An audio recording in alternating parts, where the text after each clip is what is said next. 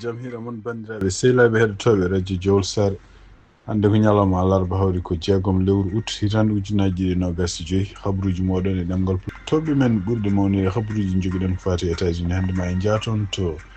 florida ƴeewen kadi hono haare wonde hakkude kamɓe démocrate en e kamɓe républicain ji holto yarata en kal seeɗa ko fati dossier ji makko kanko Jeffrey Epstein e surtout kam en ƴeewi décision ngaji ɗi kamɓe immigration service ɗi mbaɗi oɗo sahaji ma en duttu kadi toon département santé on décision kanko Robert Kennedy defti oɗo saha joni dartinde kala balle jahannoje ko fati vaccin ji ɗum woni titre ji e habruji men ɗi mbatten états-unis hande ma en gartude studio joni. أعزائنا المستمعين، إذاعة جول ساري تمد لكم يد من أجل أنها تتعامل معكم، من أجل أنها تشتغل معكم. إذاعة جول ساري فتحت أبوابها بوجوه جميع اللي راغبين بأنهم يتعاملوا مع إذاعة جول ساري داعين الولوفيين البرارين الحسانين والسونيكيين وما يميز حد عن حد. إذاعة جول ساري تقدر تروج إعلانات وتحسيس وتغطية. إذاعة جول ساري موجودة من أجلكم، سعادتنا تكمل بالتعاملنا معكم. راديو ساري انترناشونال. radio mon radio jogol sare ari wedde on jungo ngam yidde gollodade e mon e kala fanno no jidirɗon faltaki capato pullo so ninki e wolof e kala leñol so jiɗɗon ko waɗanede publicité e reportage communiqué e erango radio jogol sare wonan ɗo ko onon weltare amen ko liggodirde e mon ɗum noon bisimilla mon. radio jogol sare ni radio ay aga qibaru kinni i wakati radio jogol sare a wiki temberini kasuka humanto kannu kusuka humanto reportage ma ibega publicité amundunu communiqué ma émission bega katta anyimme qibaru mbangande akitte mberi tenga katta kay khara jonka nyani kha khibari bangera ganyani kha bismillah. radio jogol sare mu ngi leen di talal loxo ngir ànd ak yéen liggéey tukulóor naar soninke olof bàyyi wuñu kenn képp ku fi ñëw lépp loo bëgg ñu defal la ko ni nga ko bëggee muy publicité communiqué radio jogol sare tàllal na leen loxo yéen ñëpp képp kuy xeet boo xamante ne yaa ngi ci àddina bi rek radio jogol sare mbégteem ak bànneexam mooy ànd ak yéen liggéey kon bismillah. bandiraɓe sehilaɓe heɗotoɓe radio jowol so habruji men états-unis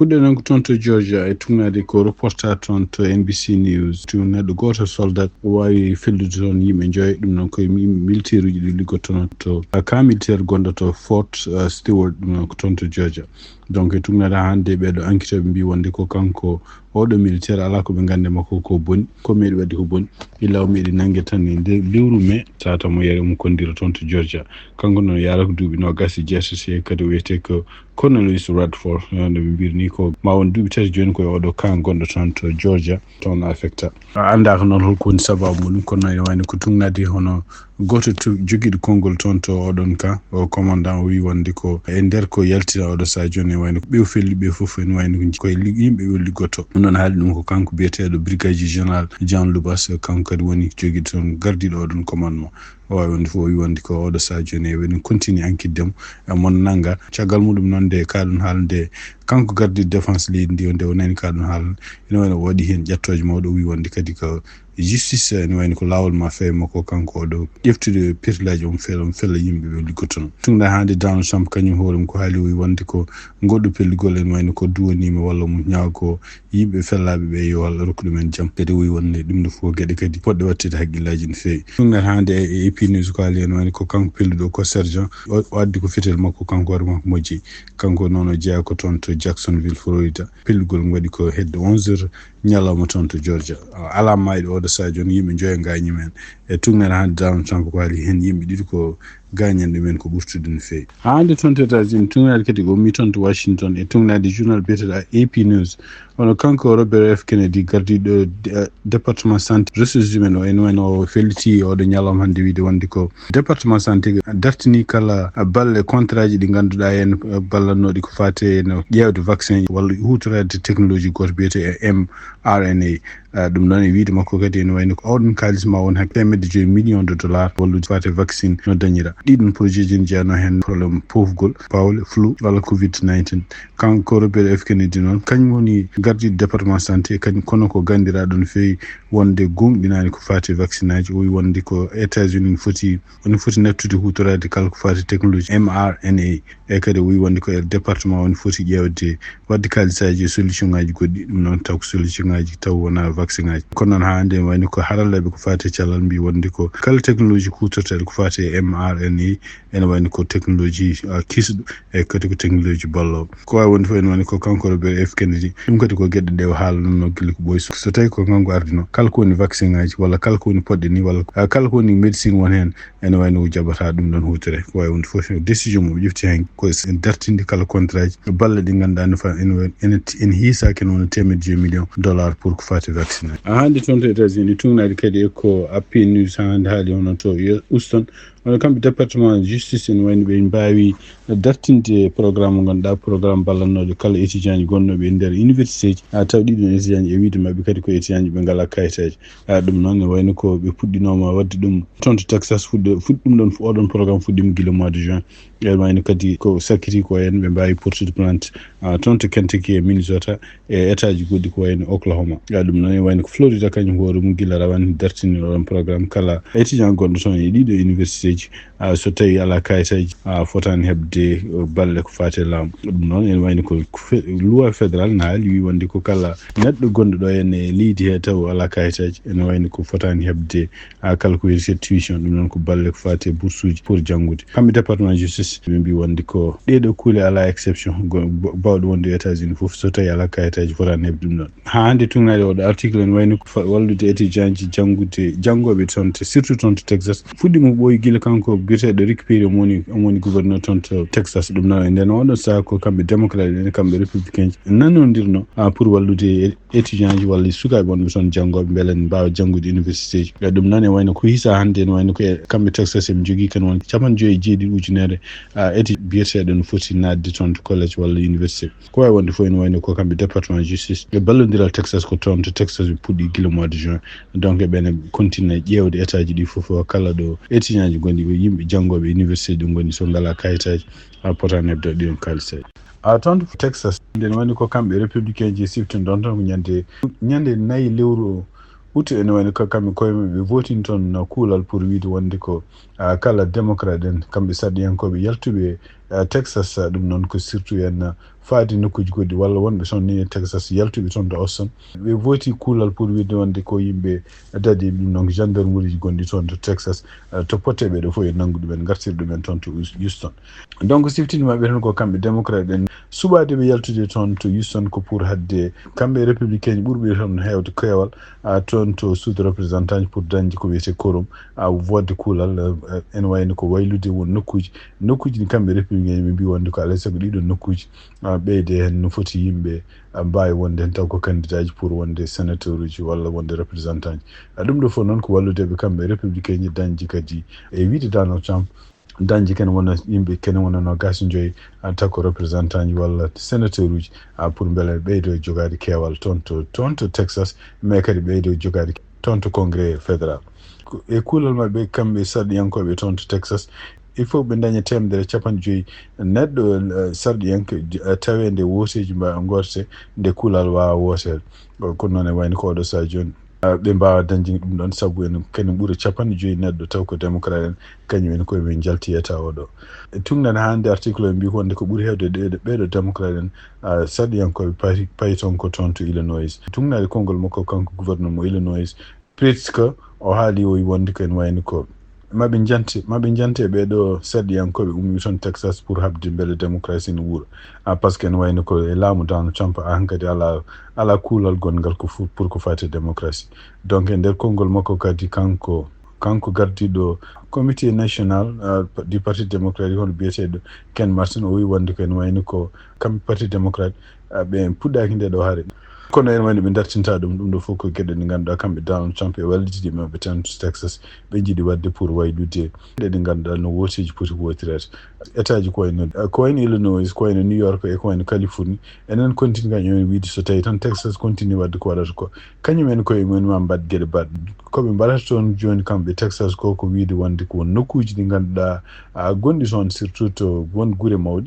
taw ɗiɗon nokkuji mi wiide mabɓe kadi espagnol uji ne hen walla yimɓe nen hen ene wayno ko yimɓe won ɓurɓe wonde hen ɓe koye républicain ji ɗum waɗi ɓe ƴeewa dañji jonɗe toon ɗum ɗon noon so ɗum waɗama firti wonde ko won nokkuji ɗi ganduɗa kamɓe démocrate en kamɓe gardino ɗiɗon nokkuji hawnaki ma usta doole mabɓe e kadi ma wontu républicain ji ko wawi wonde fof ene wayno ko hare nden en continue oɗo saha joni kono noon tumnade kadi ko anda kono kamɓe Texas gouverneur hayso yamiri wonde ko state trooper ɗum noon ko dadiɓe ɓe jaa ƴeewoya ɓeɗo to mbawi wonde fof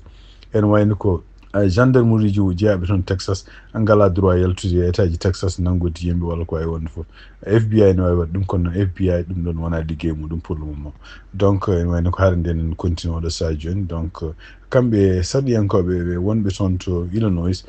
eɓe jogui anni e continue wonde toon au moins sa ko délai dokkaɗo o pour ko fati ɗiɗi woteji ha ɓenna habaruji men États-Unis hande toon to Washington en tumnadi kadi ko yalti ummade toon to suudu représentant ji mbiyete house.gov ene wayno ko neɗɗo goto biyeteɗo Michael Wolff won deftere nde windi walla won entretien ɗi waɗno ɗum noon ko entretien ji baɗɗi haalluji ene wayno ko kanko hoore makko wawi fottude o wawino fottude e Jeffrey Epstein ɗum noon ko hitande 2017 ɗum noon duuɓi ɗiɗi hade Jeffrey Epstein kañum hoore mum tawede ene maayi e nder kaso muɗum e nder haalluji ɗi o haali kanko Jeffrey Epstein o haali o wi wonde ko Donald Trump ko sehil makko no fewi wonno e kadi o haali haala mon ko wi Donald Trump ene wayno ko en jogino toujours arde waddude sukaɓe rewɓe ɓe rewoɓe makko kanko Jeffrey Epstein o haali hen ni o yonni ko Donald Trump ene wayno ko laawol muɗum gadunol leldade debbo mo resi joni hono biyeteɗo Melania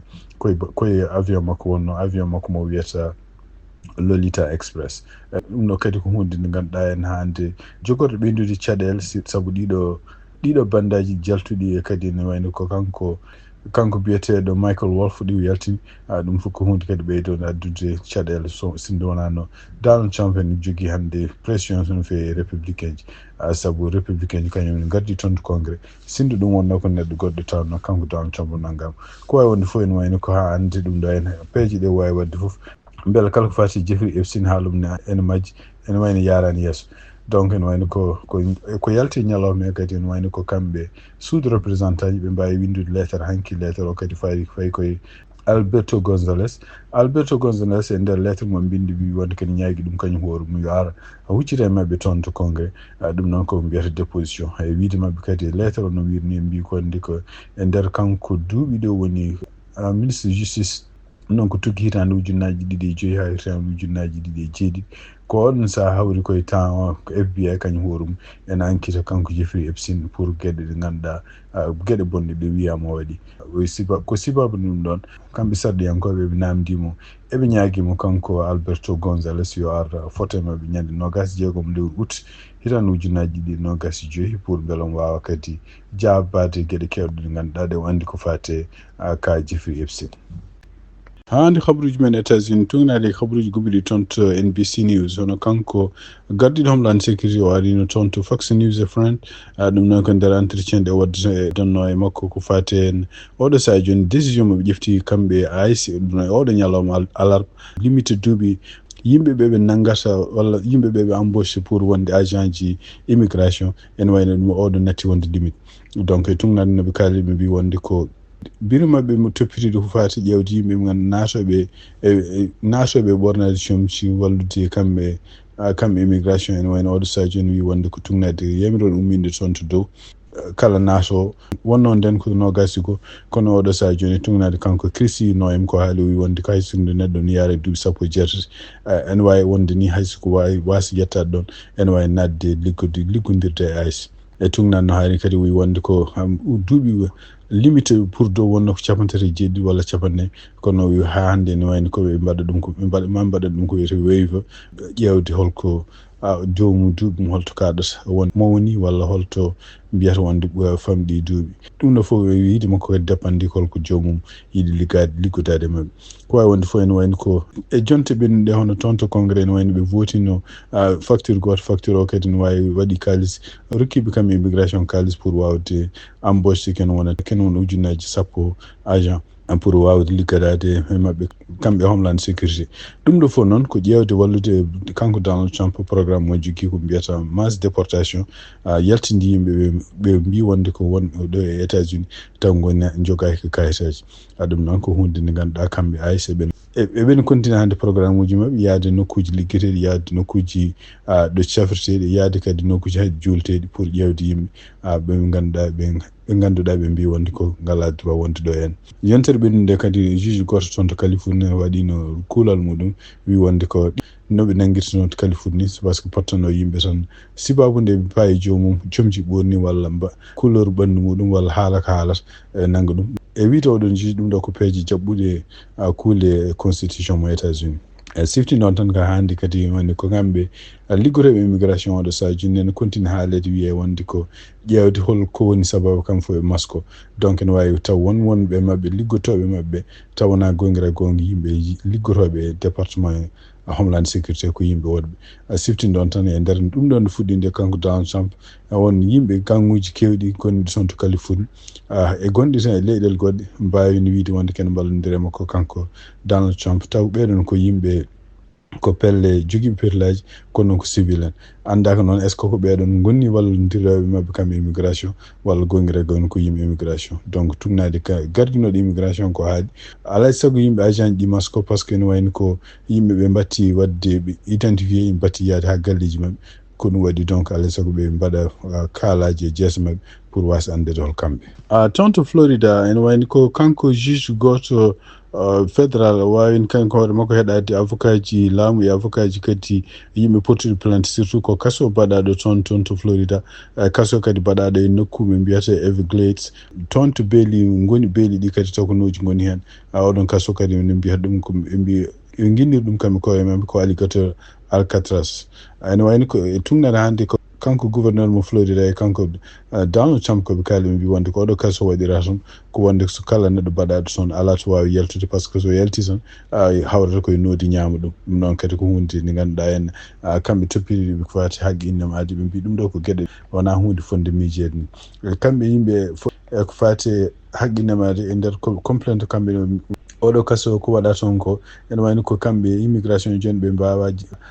ɓeɗo nangueteɓe mbawa jogade avocat ji men ɓeɗo nangueteɓe kadi en nangue toon no mofte toon tawa ala fof ko fawa e mumen ɗum fof kadi hunde nde ganduɗa en wona constitution yamiɗi ɓe kaali kadi kamɓe haɓoɓe ko fati haqqinnemade surtout ɓe mbi wonde ko kadi ene wayni ko kamɓe immigration oɗo saji joni kala ko woni bond hearing ɗum noon ko bonde ko pour neɗɗo dañde liberté provisoire ko yaɓata kalis pour garantie mum ɗum ɗo fof ene wayno ko kamɓe immigration ɓe calimi joni ene waɗi won yimɓe waɗɓe kadi portuɓe plainte ɗum noon ko yimɓe wonɓe toon to ɗiɗo nokkuji kadi ko yimɓe tribiji gonɗi toon kañumen mbi wonde ko ene wayno ko oɗo kaso waɗede ɗon waɗede toon bonnata ko fate taaride no wano toon saabu won hawnaki won kuulon ladde gownoɗe wonde ɗon sibabude ɗum ɗon somo haɓa ɗon ɗiɗon animuji ma donka dañde to goni ɗum ɗon noon ko hunde nde ganduɗa haɓorani moƴƴude kadi e taaride wonde ɗon nde ko wawi wonde fof ene woni ko kanko juge o heeɗima argument ji mabɓe kamɓe ɓeɗo portuɓe plainte e kamɓe kadi